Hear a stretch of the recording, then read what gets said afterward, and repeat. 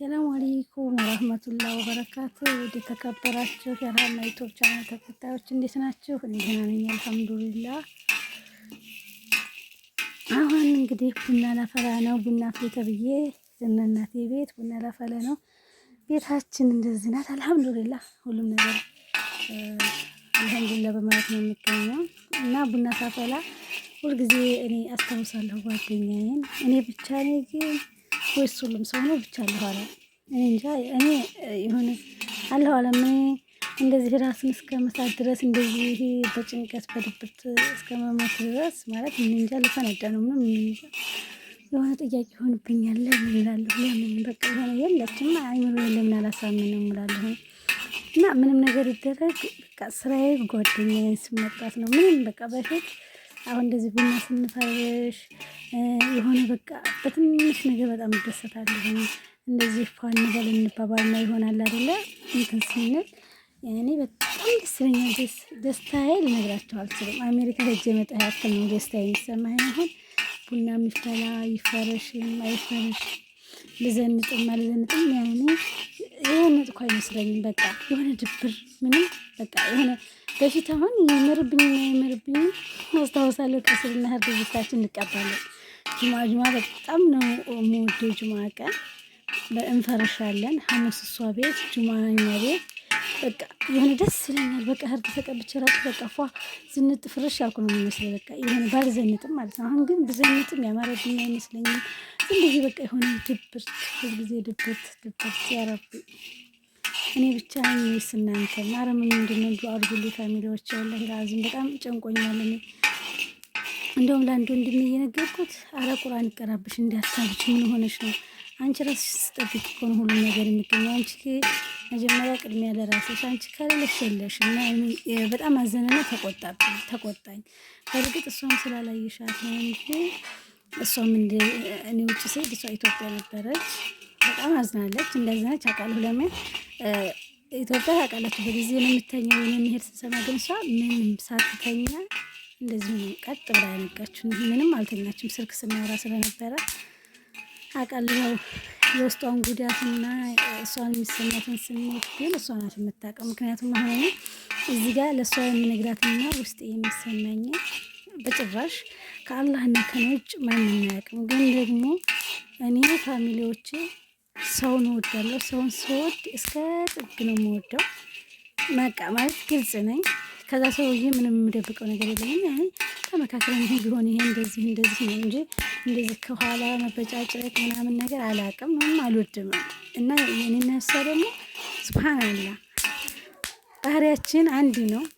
እኔ ጥያቄ ይሆንብኛል ማለት አሁን እሷም ልክ እንዲህ ነው የሆነ አሁን አንዳንድ ሰዎች በሆነ ነገር የሆነ አሽሙራለ የሆነ እንትን ይሉሻ ምናምን አይገባንም። እውነት ግልጹን ካልነገሩኝ ይሄ በጣም ብዙ የሚያገናኝን ባህሪ አለ። እና የዋህ ናት፣ ያኔ ግልጽ ናት። ከኋላ ሆና ሰውን እንደዚህ እንትን ማለት አታውቅም። ሰውንም ስትወድ ልክ እንደ ናት። በቃ ለምን እጇን ቆርጠሽ እንትናትም ከወደደችሽ ኢላሂ። እና በጣም ነው የምወዳት። በጣም ናፈቀችኝ። ይዘሆኝ እንዲያትሄጂ እባክሽ እንዳትሄጂ፣ በቃ ስልክ ደውዬ እንዳትሄጂ ሳላት አድሬ አላውቅም። ብዙ ሰዓት እንድትቀየርልኝ ነበር የምፈልገው። እንዳትሄድብኝ ቶበር እንድትሆን ቶብ ክፈች ያልኳት። ያኔ በሀሳብም ቢሆን ሰው ባለው ነው የምረዳው። መንገዱን ያኔ የምትቀየርበት መንገድ ካሳየን እና በቃ እንደዚህ ምናምን ብያት እየሰራች ዩቲዩብ እየሰራች እያለ በመሀል ላይ መጥፎ ምናምን ነገሮች ተቀረጹ። መጥፎ ነገር ተፈጠረ። እናቷ ካንሰር በሽተኛ ነበረች። አላህ ይረህማቸው፣ አላህ ጀነትን ይወፍቃቸው።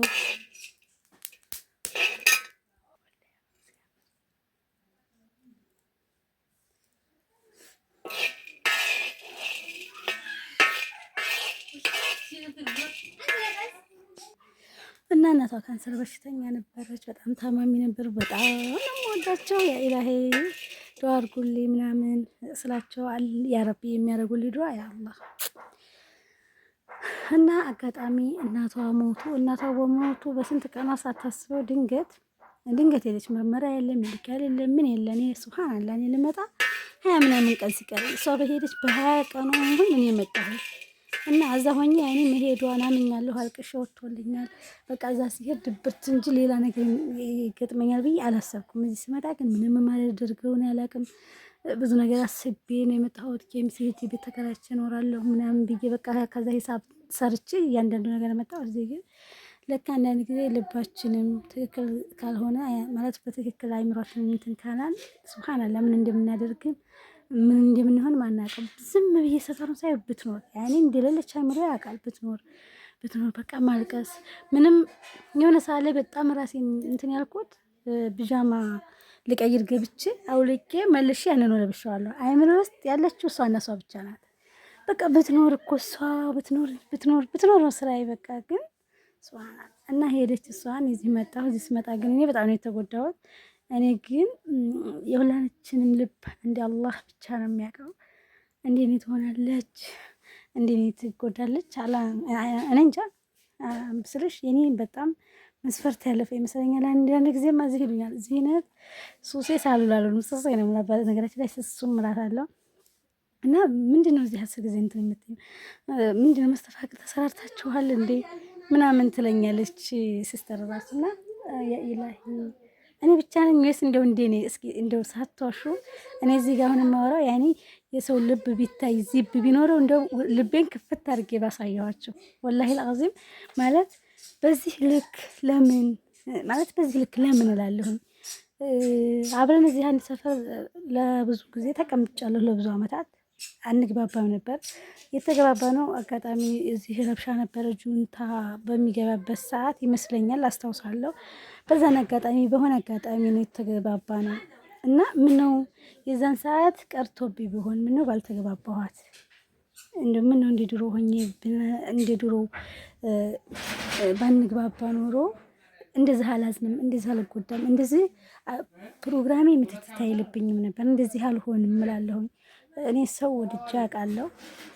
ሰው ግን በህይወቴ ከእናቴ ሆድ ከወጣ በህይወቴ የመጀመሪያ ጊዜ ሰው እንደዚህ ሲናፍቀኝ በቃ ሰው ንፍቅ ማለት አልሐምዱሊላህ ደህና አደር አልሐምዱሊላህ እንዴት ናቸው አልሐምዱሊላህ ማለት ሰው ይናፍቃል። ሰው ይናፍቀናል ማንኛችንም። ግን ስፍስፍ እንዴት ነው የሆነ ወይ ውሃ ጠምቶን ያንን ውሃ እስከምንጠጣ ያለው ስሜትና ያለው ቻሌንጅ ሁላችንም እናውቀዋለን። ወይ ርቦን የሆነ ብቻ እንዴት ልበላችሁ ልክ እንደዛ ነው የሆንኩት። ስልክ ደውዬ 2 ዓመት ከ5 ወር ከ7 ወር ስቀመጥ በቃ ስለዚህ ሳላነሳ አደራኔ ሳልመጣ እንዳትሄጂ ሳልል አንድ ቀን ስልክ ዘግቼባት አላውቅም። እኔ ግን በጣም ውስጤ ይፈራል።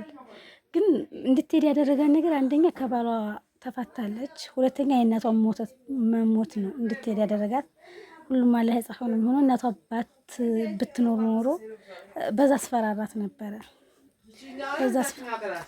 በዛ አስፈራራት አለሁ እዚህ መተሽ ያን እንደነገርኳችሁ ያው እናቷ እንትናት እናትሽ እንትን ብትኖር እናትሽ እዚህ መተሽ በስደት እያለሽ ብትሞት።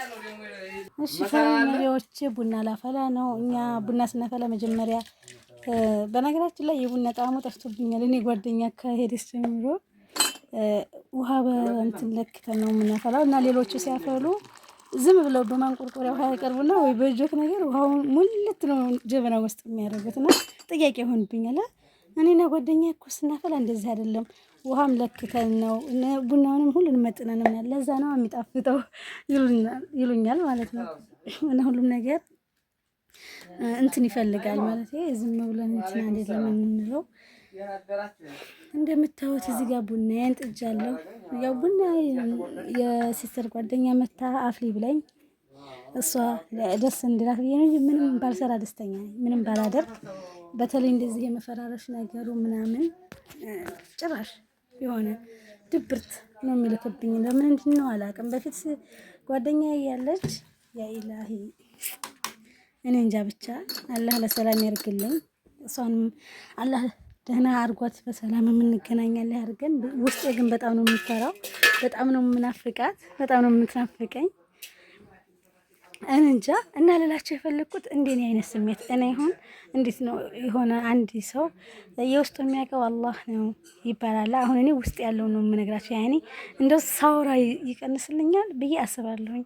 እና ውስጥ የሚሰማኝ እንደዛ ነው። በቃ የሆነ ጭንቅ ነገር ያኢላሂ ምን ሆኜ ነው በዚህ ልክ ያክል እንዴት ነው ምናምን ብዬ አስባለሁ።